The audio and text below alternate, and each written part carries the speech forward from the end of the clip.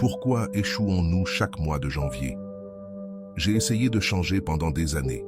J'échouais toujours en janvier, jusqu'au jour où j'ai compris 3 choses essentielles. Ce n'est pas un manque de volonté qui fait s'effondrer tes résolutions chaque année. Ce n'est pas non plus un manque de discipline, ni de motivation, ni même d'intention. C'est quelque chose de beaucoup plus subtil, et presque personne ne le voit avant de commencer. La nouvelle année ne fait rien pour toi. Elle ne t'enlève pas la cigarette de la bouche, elle ne te relève pas du canapé, elle ne remet pas ta vie en ordre par magie. Et pourtant, la majorité agit comme si elle allait le faire. Il y a 3 choses que, si tu les lâches avant l'arrivée de janvier, tout change. La première est évidente et pourtant répétée chaque année. La deuxième va t'incommoder, car elle touche à quelque chose que presque personne ne veut regarder. Et la troisième décide réellement d'où tu commences, et si ce que tu entreprends va tenir ou s'effondrer en 2 semaines. Le poids invisible de décembre. Chaque mois de décembre, il se passe quelque chose d'étrange, et tu l'as sûrement ressenti. Peu importe comment s'est passée ton année, bonne, mauvaise ou simplement épuisante. Décembre arrive, et beaucoup ressentent ce besoin de repartir de zéro, comme si changer un chiffre sur le calendrier pouvait remettre de l'ordre dans ce qui, à l'intérieur, reste confus. Et ça a du sens. La nouvelle année est un symbole puissant. Elle marque une fin et ouvre quelque chose de nouveau. Le problème n'est pas de vouloir changer ni d'avoir des objectifs, mais d'où tu commences à les construire. Avant de commencer, si tu es nouveau sur ma chaîne, profite pour t'abonner et activer la cloche pour continuer à recevoir mon contenu et t'aider à vivre une vie beaucoup plus épanouie. Beaucoup arrivent en janvier avec une vraie envie d'améliorer leur vie. Pas des personnes paresseuses, mais des gens engagés, sincères. Et pourtant, quelques semaines plus tard, tout s'effondre. Ce n'est pas toujours un manque de discipline, quelque chose de plus profond est en jeu. Tous les débuts d'année ne partent pas du même endroit. Ce n'est pas pareil de commencer fatigué ou reposé, depuis la culpabilité ou depuis la clarté, en fuyant ce que tu détestes ou en avançant vers ce que tu comprends vraiment. Décembre n'apporte pas seulement des repas et des chants, il apporte une narration précise. Le bilan. Qu'as-tu fait cette année? As-tu tenu ce que tu avais promis? Les réseaux se remplissent des réussites des autres et, même sans le dire, on se compare. Cette comparaison ajoute un poids supplémentaire à janvier.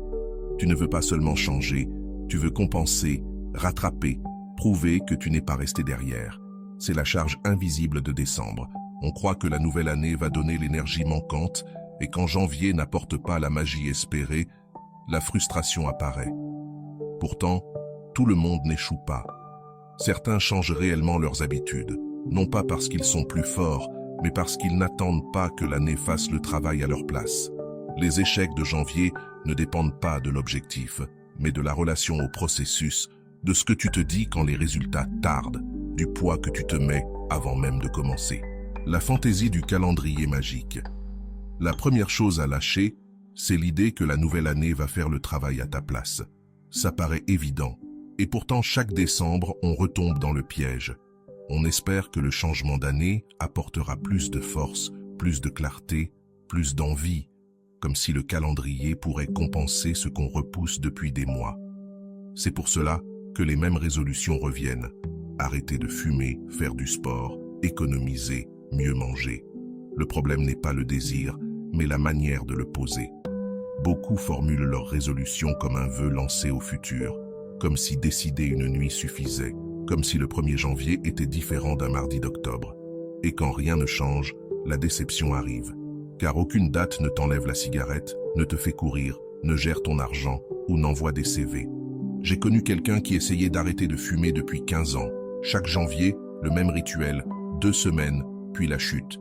Jusqu'au jour où il a arrêté un mardi de mars, sans annonce, sans pression. Et ça a fonctionné, parce qu'il ne fuyait plus la culpabilité de janvier, il choisissait depuis la clarté. J'ai connu aussi quelqu'un qui s'inscrivait chaque janvier à la salle la plus chère, pensant que payer l'obligerait à y aller. 3 ans, même scénario. Puis un été, il a commencé à marcher, simplement marcher, sans pression. Et quand janvier est revenu, il marchait toujours. Pas parce qu'il était plus discipliné, mais parce qu'il s'était compris. Le changement ne vient pas avec une date, il vient avec la connaissance de soi. Utiliser la nouvelle année comme symbole peut aider, mais l'utiliser comme excuse passive est l'erreur majeure. Quand quelqu'un dit « cette année, oui », il dit souvent « cette année, je me sentirai différent ». Or, le changement ne commence presque jamais par un sentiment. Il commence par une action différente, même sans envie, même inconfortable, même invisible. Arrêter de fumer commence par l'observation et la préparation. Faire du sport commence par accepter qu'il y aura des jours sans motivation. Épargner commence par regarder honnêtement ses dépenses. Tout cela vient avant, tout cela, c'est semer. Et beaucoup veulent sauter cette étape pour atteindre directement les résultats. Quand ils n'arrivent pas, ils se sentent trahis par eux-mêmes. Le nouvel an. Les personnes qui tiennent leurs résolutions ne le font pas parce que le nouvel an leur aurait offert quelque chose de spécial. Elles y arrivent parce qu'elles arrivent en janvier avec le travail déjà commencé, avec la graine déjà plantée, avec l'esprit préparé à ce qui va venir. Quand tu comprends cela, le nouvel an cesse d'être une pression impossible à soutenir et devient un soutien, un allié. Tu ne lui demandes plus de te transformer, tu l'utilises pour continuer quelque chose qui était déjà en marche. Mais même en comprenant cela, même en lâchant la baguette magique, il reste quelque chose qui fait que beaucoup de gens abandonnent. Quelque chose de plus silencieux, de plus dangereux et beaucoup plus déterminant que ce premier piège. Le piège de la ligne droite. Jusqu'ici, tout peut sembler logique, voire évident. Le nouvel an n'est pas magique. Il ne fait pas le travail à ta place. Le changement n'arrive pas parce qu'une date change. Beaucoup de gens acquiescent à ce stade, ressentant même un certain soulagement. Mais c'est ici que presque tout le monde craque vraiment. Parce que même en le sachant, même en commençant avec une intention sincère, même en voulant bien faire, quelque chose se produit. Les jours passent, les premières semaines passent, et une sensation très précise apparaît. La sensation que ça ne fonctionne pas. Pas parce que tu ne fais rien, pas parce que tu n'essaies pas, mais parce que tu regardes et que tu ne vois pas de résultats clairs, pas de grands changements, pas de transformation visible. Alors tu commences à douter. Tu doutes de toi, tu doutes du processus, tu doutes que ça en vaille la peine de continuer. Pose-toi calmement cette question. Quel changement as-tu laissé inachevé? Non pas parce qu'il était impossible, mais parce que tu n'as pas vu de résultat rapidement. Prends quelques secondes pour y réfléchir et, si tu en as envie, écris-le en commentaire. La question que personne ne pose, écoute bien ceci, car c'est encore plus important que de ne pas attendre de la magie du nouvel an. La deuxième chose que tu dois lâcher avant la nouvelle année, c'est de mesurer ton changement uniquement à travers les résultats visibles. C'est le piège qui fait le plus de dégâts, bien plus que le premier. Car c'est ici que tombent même les personnes réellement engagées. La plupart n'abandonnent pas par manque d'envie. Elles abandonnent parce qu'elles mesurent trop tôt, parce qu'elles se jugent durement, parce qu'elles transforment un processus en examen permanent où chaque jour devient un verdict. Tu arrêtes de fumer 10 jours et tu rechutes. Tu vas à la salle 2 semaines, puis tu t'arrêtes 1. Tu économises 1 mois et ensuite tu dépenses plus que prévu. Et là apparaît cette pensée silencieuse, celle que presque personne ne dit à voix haute, mais que tout le monde a déjà ressentie. C'est fini, j'ai échoué. À ce moment-là, tu n'abandonnes pas seulement l'habitude. Tu abandonnes l'idée même que tu puisses changer. Le problème n'est pas la chute en elle-même, elle est normale et humaine. Le problème, c'est la manière dont tu l'interprètes. C'est de tout mesurer, comme si le changement était une ligne droite, parfaite, comme si seul comptait ce qui se voit déjà de l'extérieur, ce qui est déjà terminé. Personne ne se demande s'il est en train de changer intérieurement. On se demande seulement si cela se voit déjà à l'extérieur. Et quand la réponse est non, on se punit, on se compare à ceux qui semblent avoir tout compris et on renonce. Mais le vrai changement ne fonctionne pas ainsi. Il ne se voit pas au début. Il est étrange, inconfortable, il avance lentement, il a de bons jours et des jours maladroits. Et si tu ne mesures que le visible, tu auras toujours l'impression d'être en retard, de ne pas en faire assez, de devoir être plus avancé. je vais te dire quelque chose que presque personne ne dit à propos des résolutions, et c'est essentiel. Le problème n'est pas que tu abandonnes. Le problème, c'est que tout le système est conçu pour que tu abandonnes. Les applications de suivi d'habitude te montrent des séries qu'il ne faut pas briser. Les balances affichent ton poids chaque jour. Les salles de sport ont d'immenses miroirs où tu te regardes constamment. On t'entraîne à ne mesurer que le visible, à t'obséder du résultat immédiat. Mais le vrai changement ne fonctionne pas ainsi. Le bouddhisme zen a un concept magnifique, Shoshin, l'esprit du débutant. Suzuki Roshi disait « Dans l'esprit du débutant, il y a beaucoup de possibilités. Dans celui de l'expert, peu. » Appliqué aux résolutions, cela signifie ceci. Chaque jour où tu reviens après avoir échoué, tu redeviens débutant. Et ce n'est pas une faiblesse, c'est de la sagesse. L'expert du changement d'habitude n'est pas celui qui ne tombe jamais, mais celui qui sait recommencer sans drame, sans jugement, sans transformer chaque faux pas en tragédie existentielle. Imagine que ton objectif soit de méditer 10 minutes par jour. Tu rates 3 jours d'affilée. L'esprit de l'expert dit « Tu as perdu la série, ça n'en vaut plus la peine. » L'esprit du débutant dit « Ah, regarde, aujourd'hui je peux recommencer. » Cette petite différence, cette légèreté au moment de revenir, fait toute la différence entre maintenir un changement ou l'abandonner pour toujours.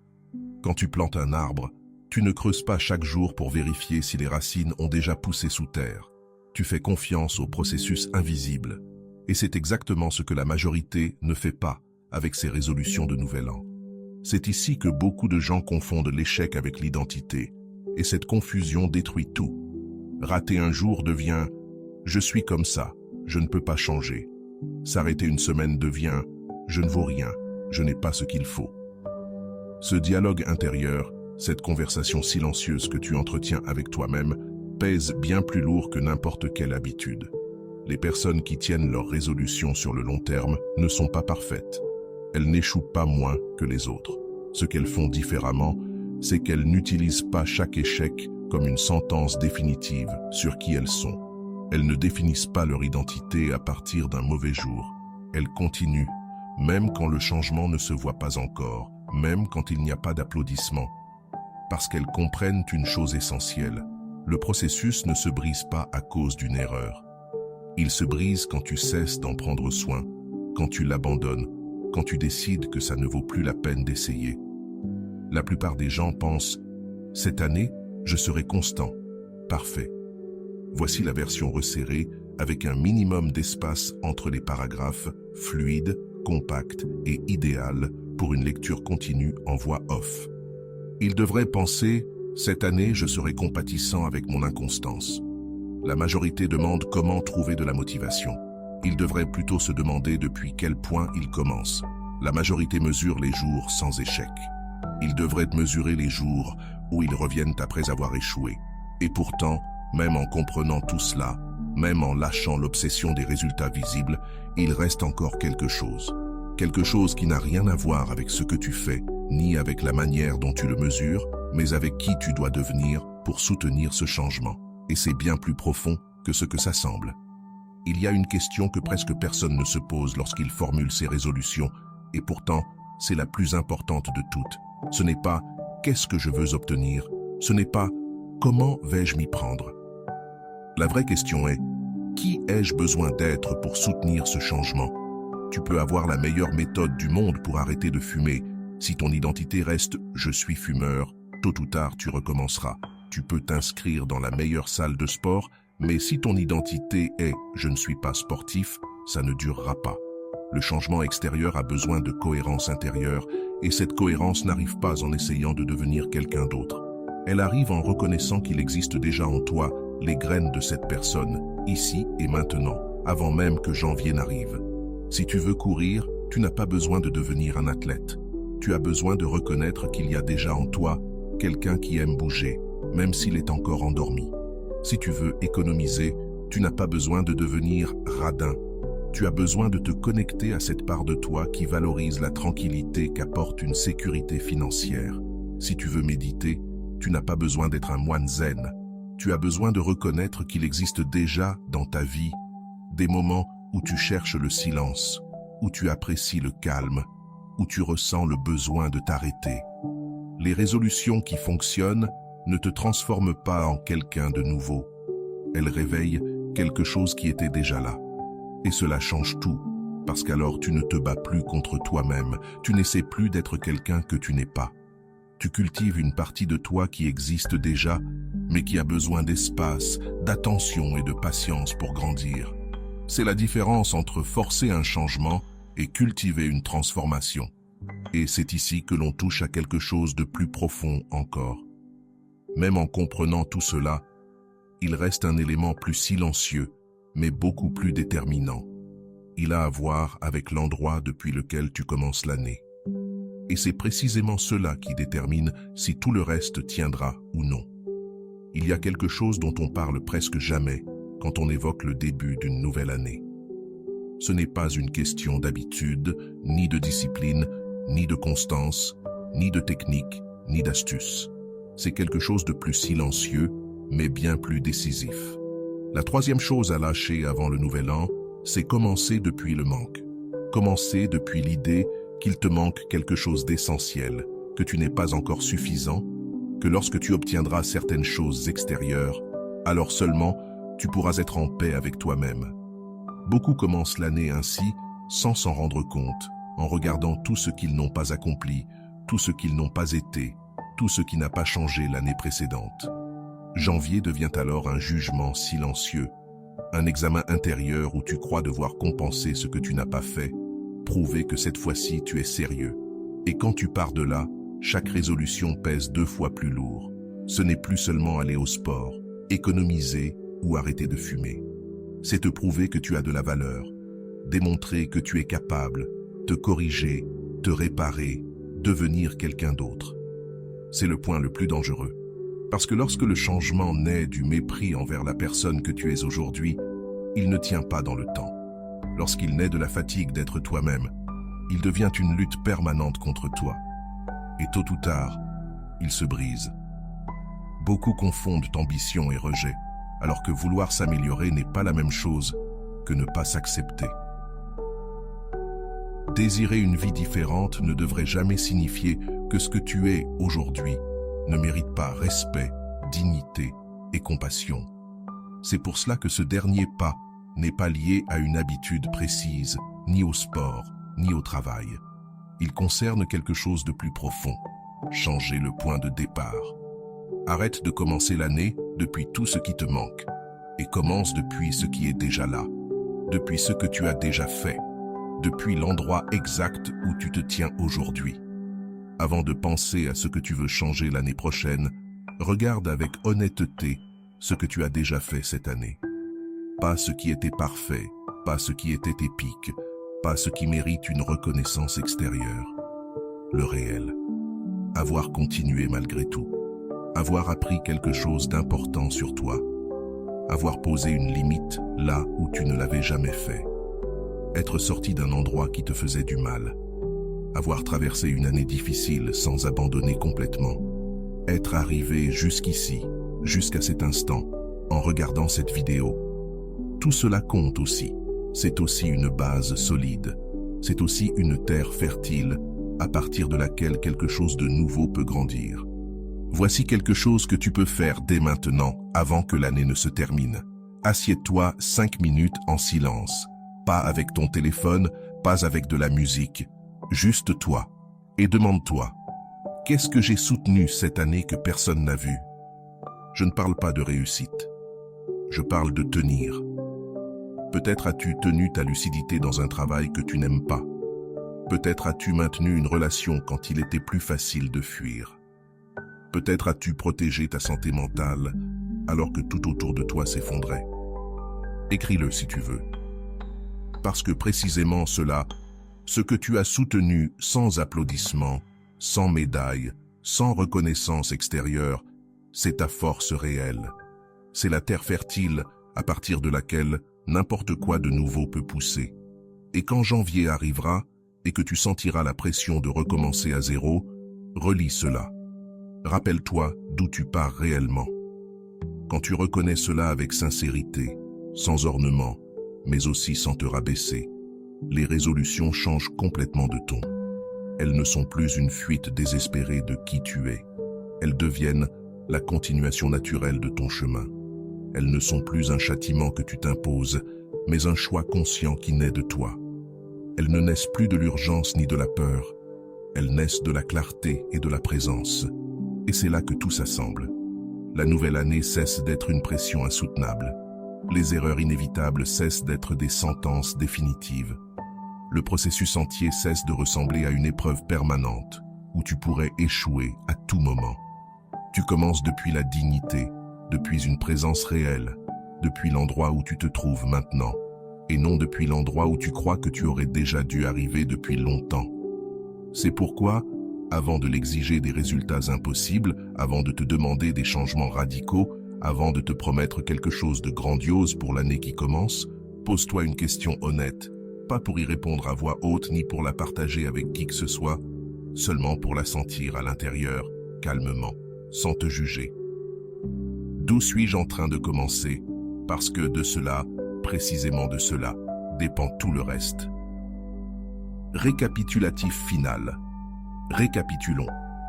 Avant que janvier n'arrive, lâche la fantaisie du calendrier magique. La nouvelle année ne fait pas le travail à ta place. N'attends pas que la date se transforme. Arrivé en janvier, avec le travail déjà commencé, avec la graine déjà plantée. Lâche l'obsession des résultats immédiats. Le changement réel pousse sous terre. Cultive l'esprit du débutant. Chaque jour où tu reviens après avoir échoué, tu recommences. C'est là la véritable force. Lâche le manque comme point de départ. Tu commences d'où tu es, pas d'où tu crois que tu devrais être.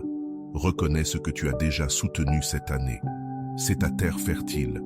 Et si tu ne devais retenir qu'une seule chose de cette vidéo, que ce soit celle-ci. Si tu ne prends pas soin de la graine, ne demande pas la fleur. Mais si tu prends soin de la graine avec patience, sans lui exiger de pousser plus vite qu'elle ne le peut, tôt ou tard quelque chose fleurit. Cher mystique, merci d'être allé jusqu'au bout, d'avoir écouté avec attention, de t'être offert cet espace au milieu de tant de bruit et de précipitation.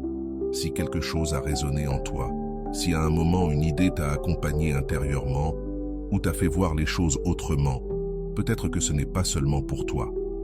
Il y a quelqu'un dans ta vie qui arrive en janvier épuisé, quelqu'un qui va se promettre exactement les mêmes choses que l'an dernier, quelqu'un qui a besoin d'entendre cela avant de mal recommencer encore une fois.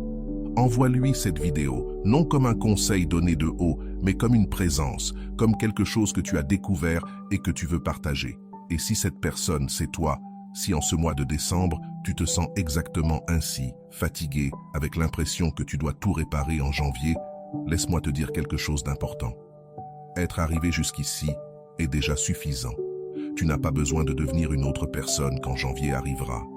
Tu as seulement besoin de commencer là où tu es maintenant, avec dignité, avec présence, sans précipitation, sans exigence impossible. Je te souhaite des fêtes paisibles, présentes, sincères. Que tu puisses vraiment te reposer, prendre soin de tes graines avec patience et arriver dans la nouvelle année depuis l'endroit où tu te trouves, sans porter plus de poids que nécessaire. Et voilà, j'espère que vous avez trouvé beaucoup de valeur dans cette vidéo. Merci d'être resté jusqu'à la fin de cette vidéo. J'adore quand vous faites ça. Si vous voulez une autre vidéo sur ce sujet, écrivez en commentaire, j'en veux encore plus. J'espère vous revoir dans une autre vidéo. Merci pour ton temps, prends soin de toi, on se retrouve dans la prochaine vidéo.